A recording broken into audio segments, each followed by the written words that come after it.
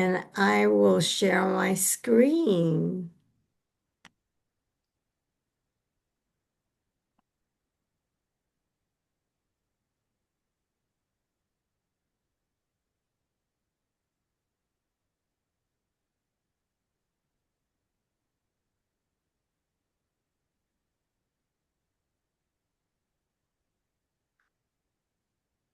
Welcome.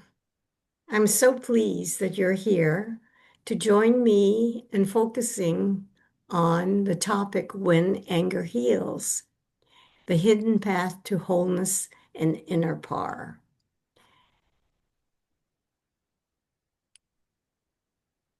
To begin, I want to create the right space so that we can feel safe and be able to be vulnerable because I'm going to be asking you to share things through the chat after some self-reflective exercise. So first of all, you now have confidentiality because I'm going to keep the recording on this these screens uh, and not show your faces. And should I change, I will let you know so you can turn off your video at that time. So what else about confidentiality? In the chat, of course, your identity will show up. So you can expect that. I will only be able to access the chat in terms of the actual text after the session is over. So that's about confidentiality. And someone asked if the recording will be available after. Yes, it takes me about an hour to get the recording, and I put it on YouTube so that it will be available. There is a lot of material I'm presenting, so it's there for you to view the video in terms of the slides that you're going to see, as well as whatever comes out of my mouth. Yes, so use the chat for questions at any time. Doug will let me know um, what the questions are and the appropriate time that I can address them. So your participation in this way is welcome. So to begin, I want to talk about creating a safe place so you can be vulnerable and feel that we're working together to bring some light into your life so you can see more clearly where and how you're struggling and what doors you might open to free yourself. You can create this space in any way as you want to in terms of the meditation. But I am going to use the sacred space of gratitude because when you are grateful, you're in a space where you allow and know that a greater force than ego is at work, always available. And I will start with being grateful for our gathering here. I am grateful that the words that come out of my mouth are not scripted. The slides will guide me to what I'm supposed to talk about, but the particular expression I will have comes from my intuition, my connection with the spirit of love. And the intention here is that throughout the presentation, I will provide you what you particularly need. So, in the sacred space of being connected with each other and with the force that is greater than all of us or that lives through us, you will get exactly what you need. So I'm grateful for the opportunity to connect with your hearts and connect with your spirit in this space. So this is how I am creating the space to work, and you can do what you need to do that for yourself.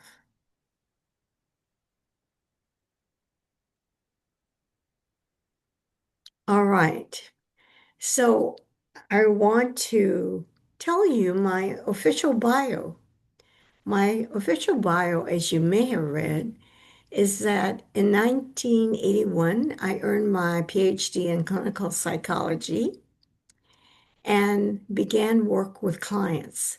So it's been over 40 years. I wasn't content to just work with clients because in that time, little known to my conscious self, I didn't have enough in the way of resources to work effectively and deeply with clients.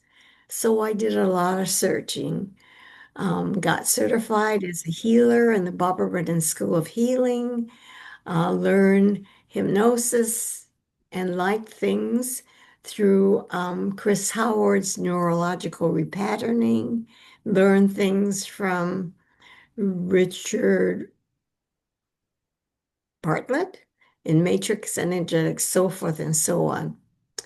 And I didn't realize that I was searching because I was lost. So the outside of me got the PhD and worked as a professional. The outside me socially was doing fine. I was successful for all appearance. But the inside story is the one that I want to share with you because my life up to 10, 11 years ago looked fine. I was successful. I had um, the roles, the scripts to do well. The inside story. Now, Doug has told me that I spent too much time on the real story, so I'm going to try to shorten it to the pertinent information. Through the period of time, I discovered some things about my cultural background that affected how I lived for so much of my adult life. One aspect is um, we practice stoicism, which means you don't really allow in a transparent and informed way your feelings to come through because feelings are messy. You ride over them and you appear, as I did, to be fine. You can be polite and do all the things that society requires of you. So my stoicism from my culture informed how I stayed on the surface of life. The second is I was born how many years? 7 years after my older sister. So I would expect that my mother would have greeted me with much joy. But in a session in healing school, I discovered her eyes were blank. I learned about her story and why she was depressed and had withdrawn from life. Because in her particular way, life betrayed her because she was acculturated to follow her duty.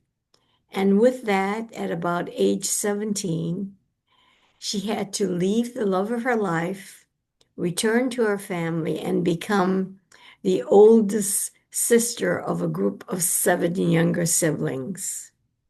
My father had his own story of being betrayed by life. So here I am in this family of introverted, depressed parents. You can tell how rich emotionally that was for me. So that is part of the story. And it was not until 10, 11 years ago that for the first time I heard intuition speak to me. I don't know whether it was a voice, but it was so obvious. I was writing on the sofa in the living room, pen, paper, a chapter in a book. I didn't know what I was going to write about, and the words came to me: listen to the cries of your heart. So, as if I was entranced, I started writing because that meant I had to listen to my heart. And I began my own heart healing journey, which is what I'm still on today. And in the process of that, the chapter became a book which described that early part of my life and a process of inner child healing, a topic that only mildly interested me at that time. And that was the first time I heard intuition. I don't know how many of you hear intuition that way, but it's rare for me. 5 years later, after that, in the middle of a challenge, intuition said, you've got to take this training. I didn't even know what the training involved, but because it said so, I took the training and became a MAP practitioner, make anything possible, which I will elaborate on shortly. What did this mean? That in the 11 years since, I've done the internal work and freed myself from the stoicism, from the modeling of my parents, from being so introverted that on the outside I kind of could be visible, but inside I really wanted to hide, but no longer. As you can see by showing up here, I'm ready to tell my story and to share with you those things that have allowed me to free myself, unburden myself from the past. And I'll explain in detail.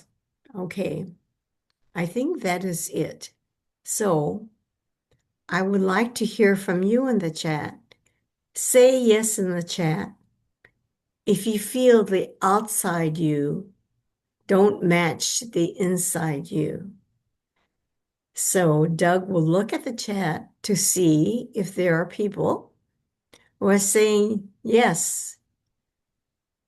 There are a number of yeses, and they Good, keep coming in. good. So you can join me in that particular way. Say yes in the chat if you seek your true self, wholeness. Again, a number of yeses. Yes, thank you for participating in this way and letting me know that we start somewhat on the same page. Well, it also creates a bit of an intention for the workshop, for the masterclass. Thank you, Doug. Say yes in the chat if you want more clarity, confidence, and to live from your soul purpose. For some of you, that may not mean much. You might say to live from your life purpose, but I want to deepen this for those of you who get what I mean. So, yes in the chat if you want more clarity, confidence, and to live from your life or soul purpose. Well, You- that one got the most yeses out of all of them so far. Excellent. Then finally, Say yes in the chat if you will listen with an open mind, your intuition, and curiosity. And I might add, with your heart, so that we're all set, ready to go. Thank you, thank you, thank you. Again, a host of yeses. Did you see the next person who wants to be admitted? Yes, I'm going to get to them right now. Good. So there's an organized part of me that sometimes has, and I wanted to provide you the structure for today. So for the first part, we're going to look at anger. What is anger? And very importantly, once we understand what anger is, how you deal with anger. That's part one. Part two, I'm going to connect anger with the inner child because in this process of connecting anger with the inner child, it will mean a connection with your heart rather than your mind, which is where I was most of my life. Part three will be all about healing your inner child.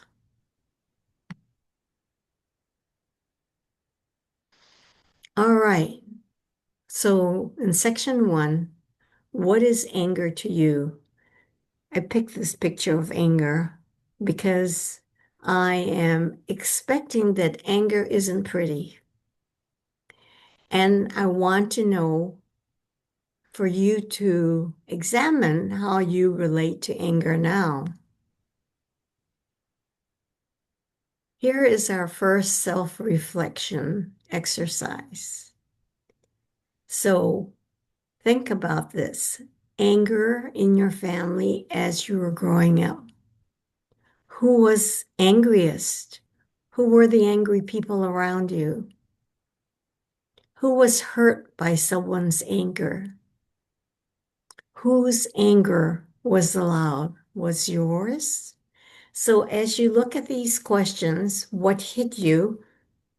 You write now on a piece of paper in your journal for about a minute and a half, and then we'll get back to you. So I will time us for about a minute and a half. Spend time with yourself.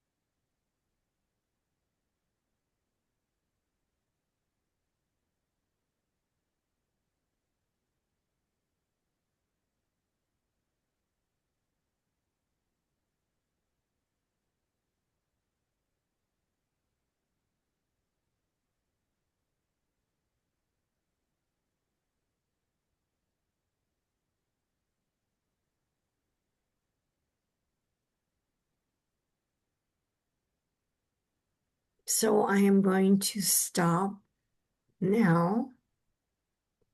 It's an exercise that you can continue on your own. I have found that the more I entertain this question, the more I learned. So, once again, say yes in the chat if you, in examining your history, learn one that anger was bad.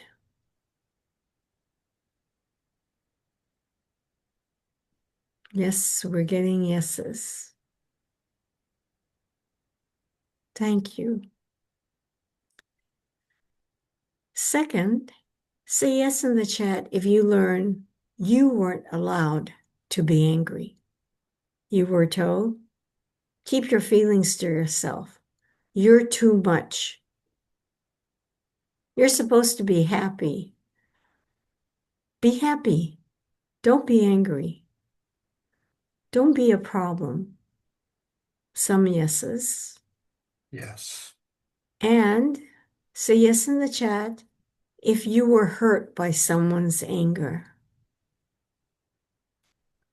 Whether a parent came at you and slapped you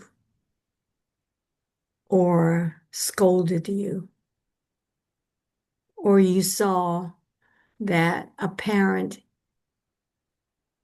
hurt another parent with their anger. Did you see that anger was physical or even emotionally hurtful? And you could see that. Are we getting yeses, Doug? Yes, we have. They just keep coming. Wonderful.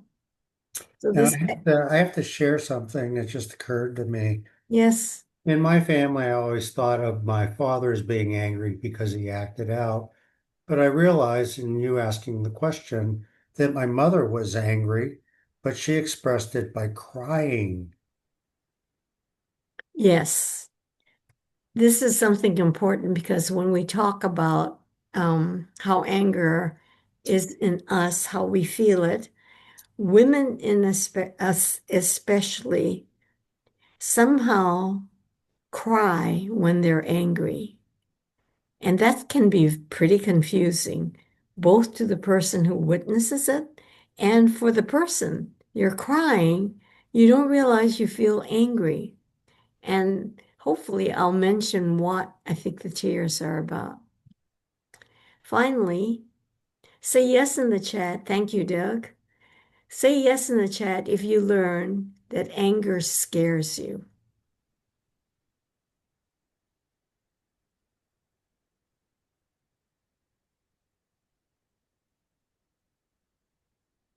Any yeses? I'm responding to someone. I'm sorry. I'm assuming that yeses are coming in.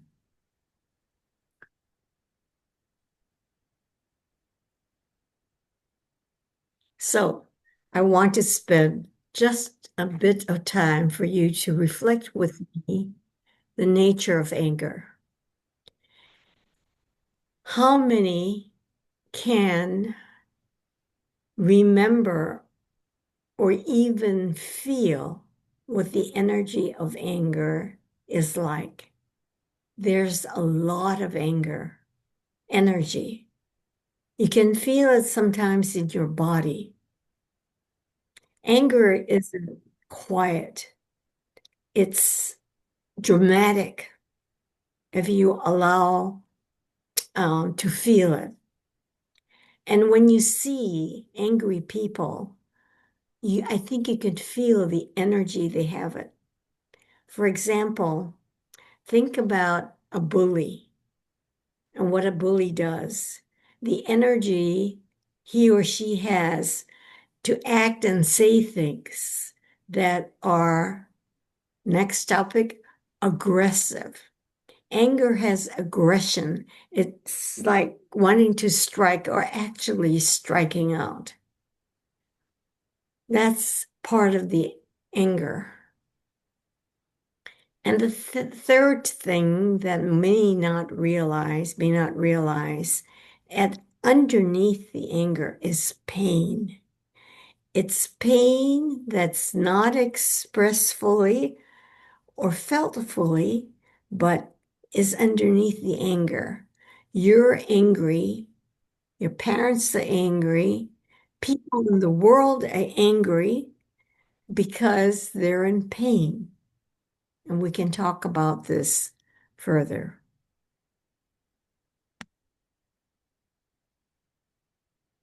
So, given reviewing how our experiences add to how we felt about anger, I want you now to think about, are you one who explodes with anger?